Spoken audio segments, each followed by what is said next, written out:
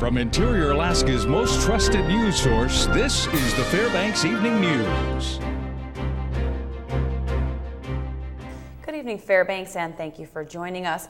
Our top story this evening, a 40-year-old Fairbanks man has been arrested after being on the run since last July. That's right. Aiton DeVoe was apprehended at a residence off of Riverview Drive by U.S. Marshals Alaska Fugitive Task Force, the statewide drug enforcement unit, and Fairbanks Police. According to officials, DeVoe was wanted on an outstanding $50,000 federal warrant for drug conspiracy, money laundering, as well as state drug charges. At the time of the arrest, a Fairbanks woman who was with DeVoe was also taken into custody. 39-year-old Shannon Boyle of Circle was arrested on an outstanding warrant for theft charges. Both DeVoe and Boyle were taken to Fairbanks Correctional Center, where they remain without bail. A husband and wife duo from Delta Junction are in jail on a no bail status on felony sex abuse charges, and prosecutors say they have secretly recorded confessions made to the victim. 53-year-old Daniel Jensen and 54-year-old Diane Jensen are charged with multiple counts of felony sex abuse, which allegedly took place between 2002 and 2003 in both Delta and Anchorage. According to the charging documents, the abuse started when the 12-year-old victim was invited over to model prom dresses, which Daniel Jensen said he was going to sell online. The abuse eventually escalated to rape. During recorded conversations with the victim, both defendants apologized to the abused and admitted to it occurring. Alaska State Troopers have located the woman who was reported missing since Wednesday.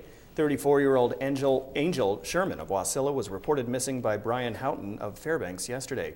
According to Trooper spokeswoman Megan Peters, Sherman became lost in the woods and flagged a ride into town where she was located late today.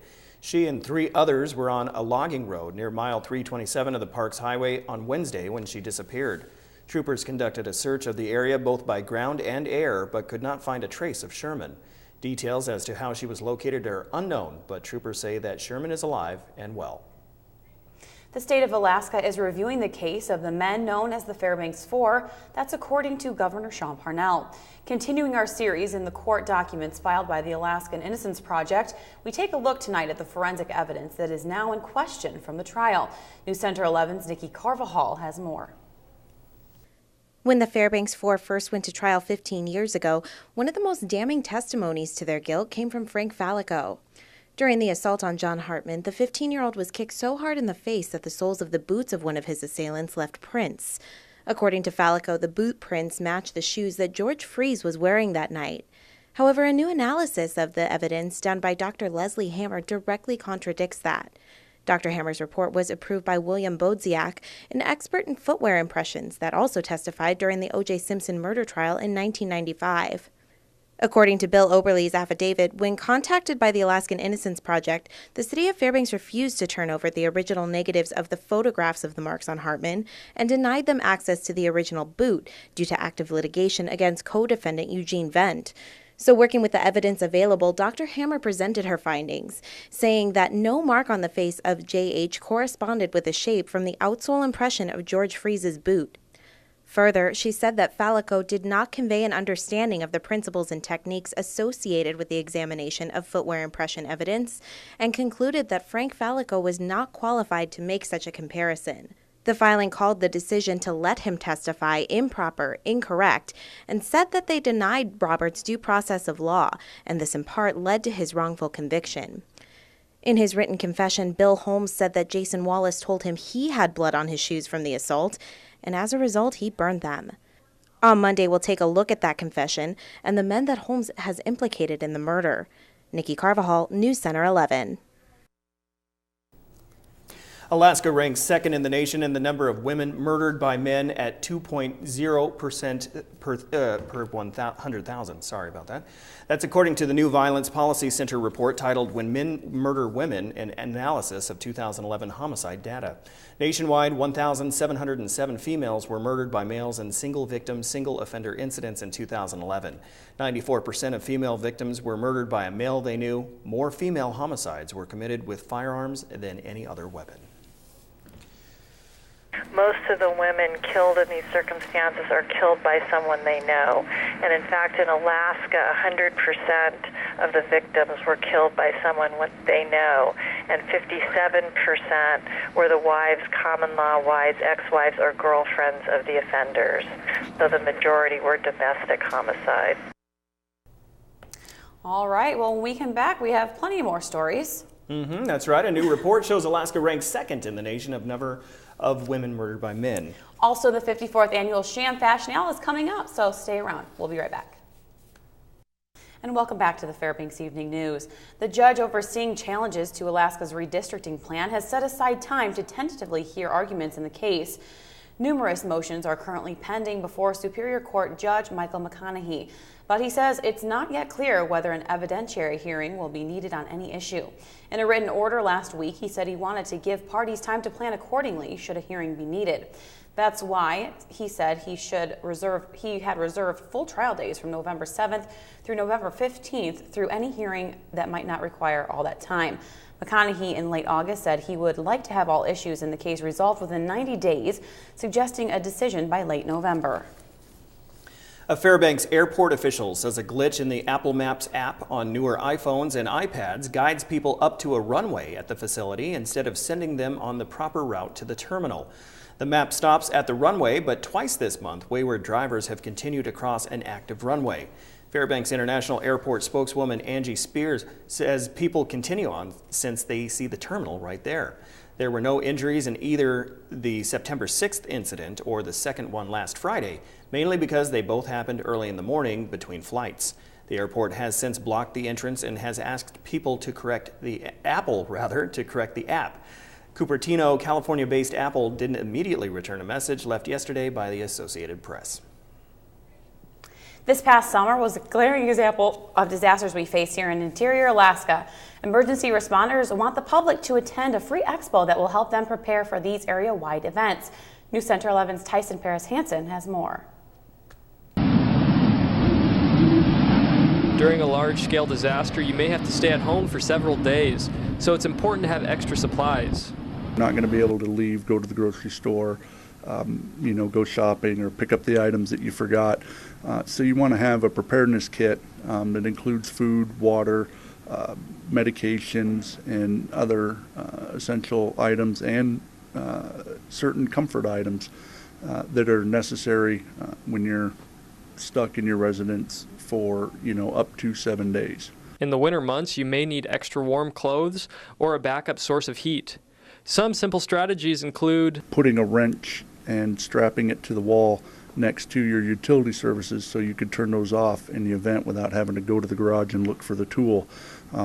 It includes strapping your water heater to the wall to secure it so that it doesn't fall down during an earthquake and potentially cause water leaks, which can lead to mold, which can make your home untenable.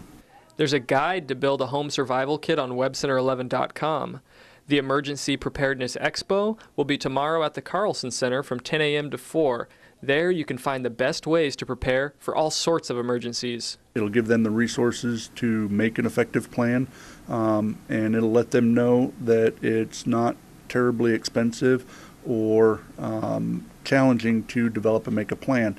Tyson Paris-Hansen, News Center 11. The Free Preparedness Expo will also have a quake cabin. This structure lets you feel a severe earthquake in a safe environment.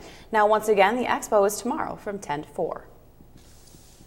Quota International of Fairbanks will host its annual Sham Fashion L October 5th at 7 p.m. at the Westmark. The 54th annual Sham has the theme Diamonds and Divas. The event was first held in 1960 and remains the local club's single major fundraiser. Quota has a long history of presenting the premier fashion show in Fairbanks. The so-called Quotarians provide complimentary champagne to their guests at the beginning of the evening. Funds raised go to a number of projects. We focus on speech and hearing and disadvantaged women and children scholarships. And so one of our big fundraisers is the Sham Fashion L, which this year is our 54th Sham. And it is a dinner and a fashion show, entertainment, and dancing afterwards. You can hear all about the Sham Fashion L Saturday at 6:30 p.m. on Fairbanks Focus here on Channel 11. Daryl, I am just so glad that it is Friday. How about you? Yeah, it's one of those days, that's for sure. TGIF. Yes. And you know, absolutely. I think that Joe Cook is glad it's Friday, but he is super busy. He has all you need to know, though, for interior sports today, including a little preview of the Ice Dogs and their division games this weekend. Also, he has your weekend sports slate and the play of the week. Joe is next. Stick around for sports.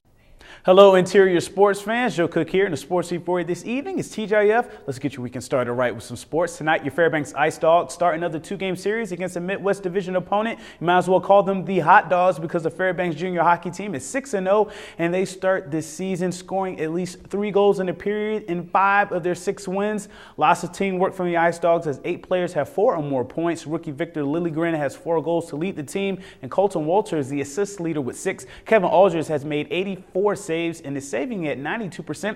The Wilderness are 2-2 and lost to Wenatchee in a 2-1 shootout. They're coming off a loss to the Springfield Junior Blues in a 4-3 shootout as well. The puck drops at 7 p.m. Central Time on Friday, and Saturday in the Northwoods Credit Union Arena will have the final tonight in the Sports Nightcap. Last night in Nampa, Idaho, the UAF volleyball team faced a team that's hit a groove. The Northwest Nazarene Crusaders were on a 5-match winning streak and only lost 3 sets during those 5 games. The Crusaders didn't give up any as they sweep the Nanoks 25-12, 25-15, 25-21. The Nanoks were balanced as 4 players had 6 kills.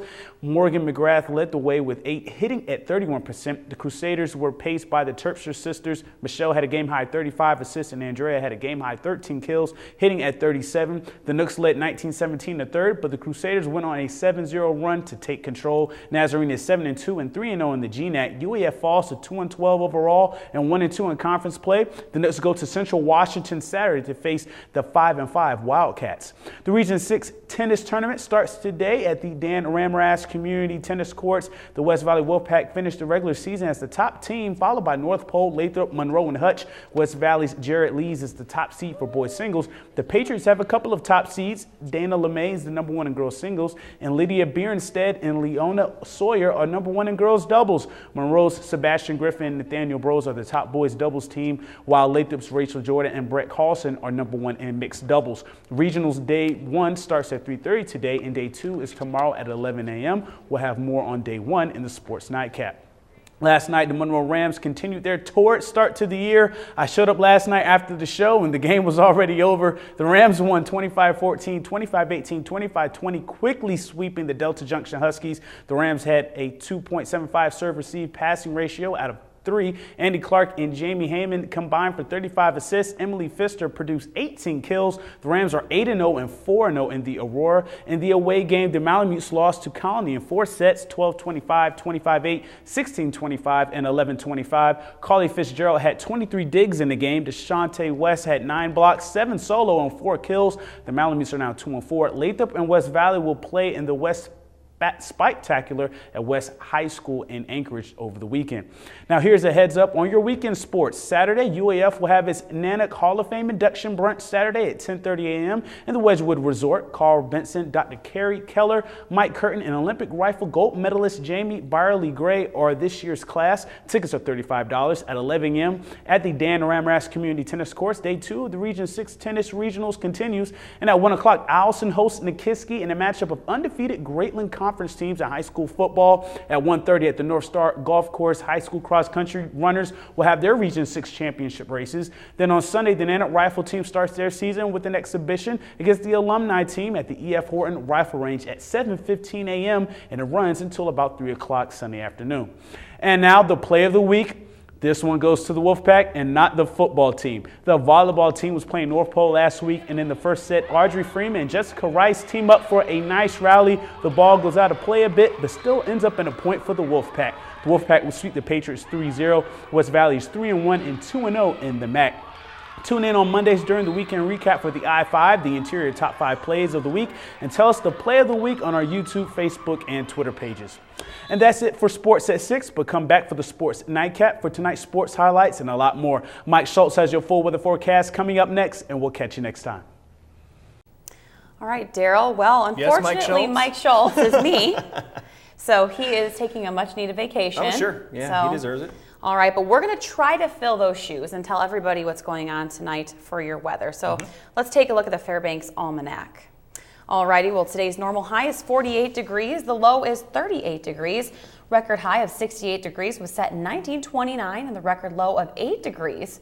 That's cold, was set in 1992. Sunrise this morning was at 7:54 a.m. and the sun sets at 7:29 p.m., giving us 11 hours and 35 minutes of daylight, a loss of 6 minutes from yesterday. All right, looking around at weather around the state currently, Barrow is seeing some snow, temperatures there in the 30s.